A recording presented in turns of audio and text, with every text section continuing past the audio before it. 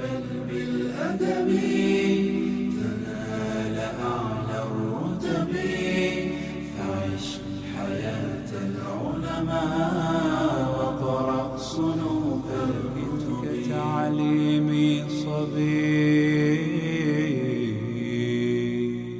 بسم الله الرحمن الرحيم. الحمد لله رب العالمين، والصلاة والسلام على أشرف الأنبياء والمرسلين سيدنا وحبيبنا ومولانا محمد وعلى آله وأصحابه أجمعين. أما بعد، والسلام عليكم ورحمة الله وبركاته.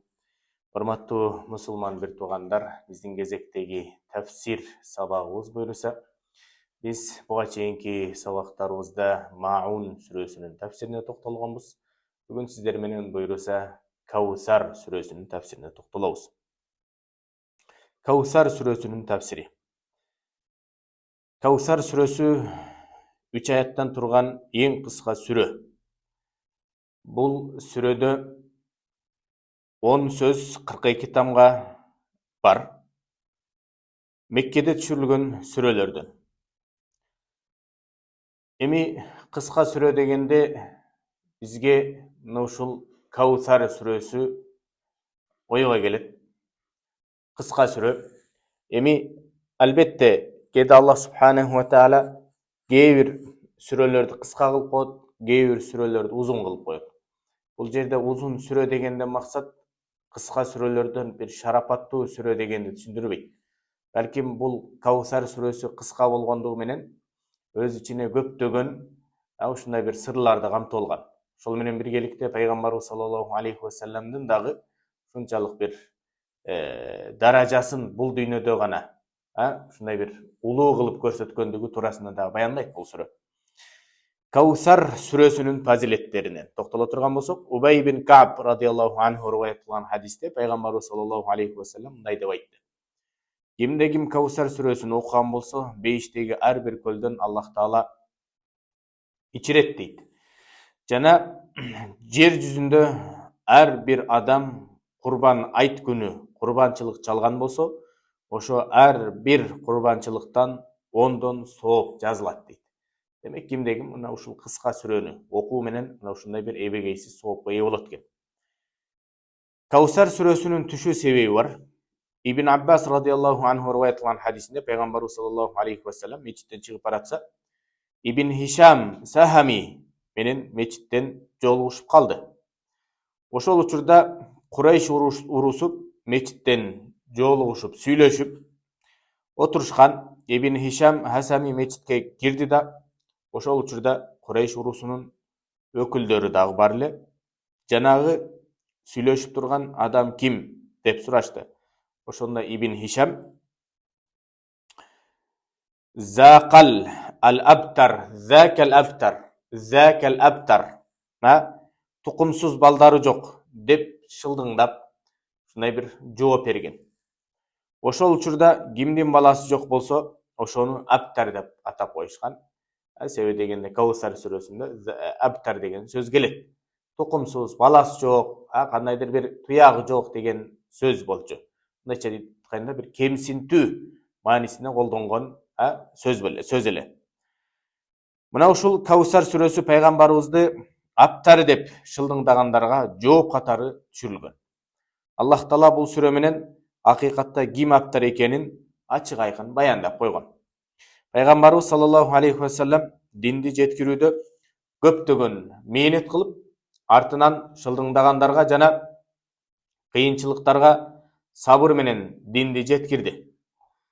Жана ага сыйлык катары мына ушул сыйлыгыңдын, ушул мээнетиңдин, курбанчылыгыңдын bir сыйлыгы катары деп Аллах Таала тарабынан Пайгамбарыбыз саллаллаху алейхи ва салламга мына ушул Kawsar kölün Allah Taala özü tartılıp atat, özü berip atat. Albatta bul köl bir gana Peygamberimiz sallallahu aleyhi ve sellem'e tartılanmastan ümmettörünün içinen kimde kim dinge hizmet kılıp Peygamberimiz sallallahu aleyhi ve sellem'den arkasından şunday bir din yoluna hizmet kıla turgan bolsa, Peygamberimiz sallallahu aleyhi ve sellem menen dagı ahirette birge boluunu kaalagandar üçün dagı ушундай bir ebegeysiz soğuplar бар ekendигин eskertүү катарында түшүрүлүп атат бул сүрө. Жана бул сүрөдө негизги ушундай бир маселе бар.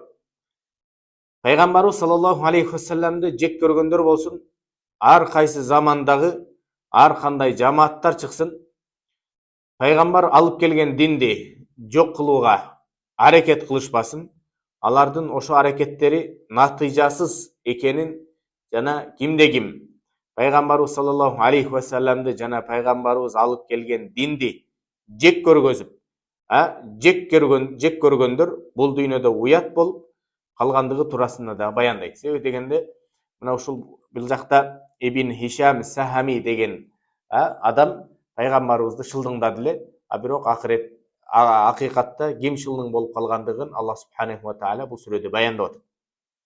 Эми биринчи сүрөнүн тафсири, биринчи аяттын тафсири. Ба'дауду биллахи минеш шайтанир ражим. Инна а'тайнакал каусар. Инна дегенде максат бул жерде албетте бир тастыктоо ретинде эскерилип атат. Албетте сага биз көптөгөн, чектелбеген, түгөнбөгөн жакшылыктарды тартууладык деп Аллах субханаху ва тааля пайгамбарыбызга кайрылып атат. Эми Аллах таала пайгамбарыбызга көптөгөн жакшылыктарды тартуулагандыгын ушул биринчи аятта баяндап жатат. Мужахидтин айтуусу боюнча сага өтө көп жакшылыктарды бердик. Ошол жакшылыктардын эң эле жакшысы бул Кур'ан. Жана Хусейн бил Фадлдын айтуусу боюнча, Каусар деген Кур'андын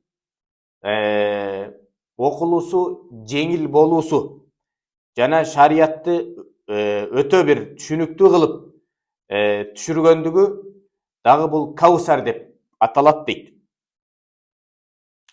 Абу Бакир ибн Айяштын айтуусу боюнча Каусар деген бул үммөтүнүн көпчүлүгү деп дагы түшүндүрүлөт.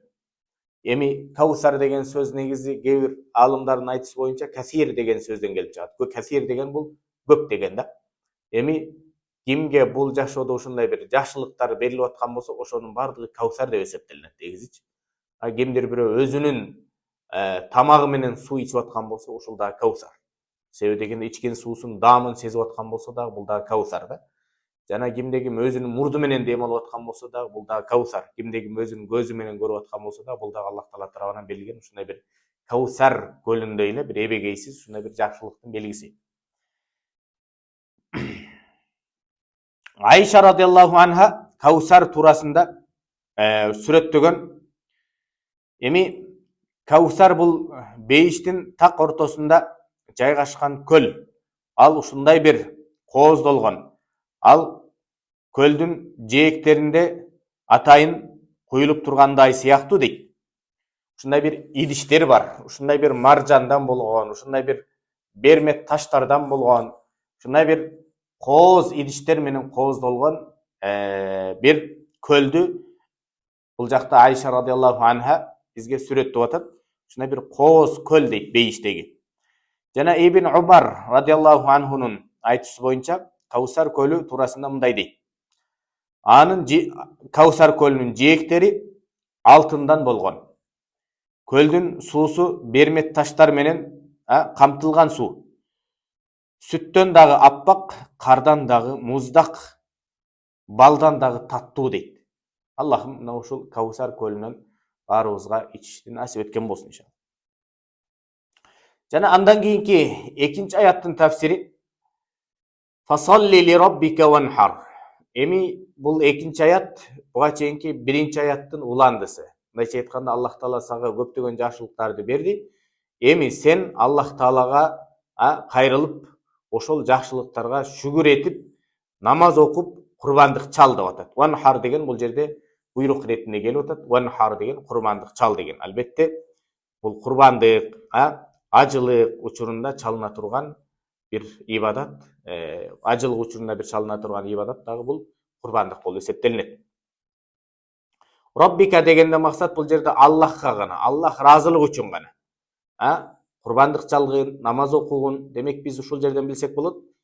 Эгерде биз окуп аткан ибадаттарыбыз, кылып аткан жакшылыктарыбыз бир гана Аллах ыраазылыгы үчүн боло турган болсо, Аллах Таала дагы бизге эбегейсиз көптөгөн жакшылыктарды кылат, жакшылыктарды кайтарып берет. А бирок биз кылып аткан ибадаттарыбыз Аллах ыраазылыгы үчүн эмес, кандайдыр бир деңгээлде өзүбүздүн кызыкчылыгыбыз үчүн же болбосо эл көрсүн үчүн боло турган болсо, анда көптөгөн жакшылыктардан кур калат экенбиз да. Андан кийинки 3-нчү аяттын тафсири: Инна шанияка хувал абтар. Эми сени көрүп шылдыңдаган адамдын өзү тукумсуз деп Аллах Таала баяндап атат.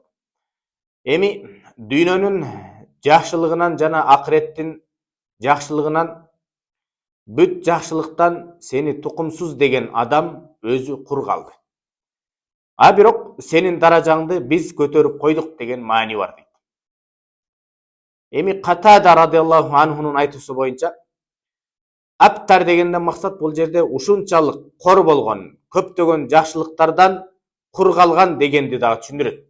Аллах Тааланын наалатына калган пайгамбарыбыз саллаллаху алейхи ва салламды шылдыңдаган адамды Аллах Таала өзү аптар деп бул жакта эскерип жатат. Анын бул дүйнөдө өтүшү, бул дүйнөдө дагы өтүшү жакшылык менен эскерилбейт. Эми бул дагы болсо бир сабак да. Кимдегин бул динди шылдыңдай турган болсо, динди алып келген бир пайгамбарларды ушинтип маскарлай турган болсо, ушундай аптар деп тукумсуз дей турган болсо, ал инсан өзү балким шылдың болуп өтүшү мүмкүн. Эми бул жерде Аллах субханаху ва таала пайгамбарыбыз саллаллаху алейхи ва саллам даражасын өзү көтөрүп, пайгамбарыбыз саллаллаху алейхи ва салламды өзү инсаниятка пайгамбар кылып жиберип атса, ал инсандар пайгамбарыбызды шылдыңдап аткандыгы, демек өздөрүн өздөрү шылдыңдап аткандыгынан кабар берет. Эми урматтуу жамаат, Аллах Тааланын динине кимде-ким душман боло турган болсо, кимде-ким бул динди шылдыңдай турган болсо, бул дүйнөдө ушундай бир жазасыз өтпөйт экен. Эми карасаңыздар, бул Каусар сүрөсүндө Аллах субханаху ва таала пайгамбарыбызга көптөгөн жакшылыктарды берип, ошол менен биргеликте пайгамбарыбызды шылдыңдаган адамдарды кор кылып койду. Эми кимде-ким бул динге кимде-ким ушундай бир бут тосуп, динди шылдыңдагандар дагы этият болуш керек. Колдон келишинче эми албетте дин карманууда бул дин келип туруп биздин чөнтөгүбүзгө оордук кылбайт, же болбосо мойнубузга минип албайт.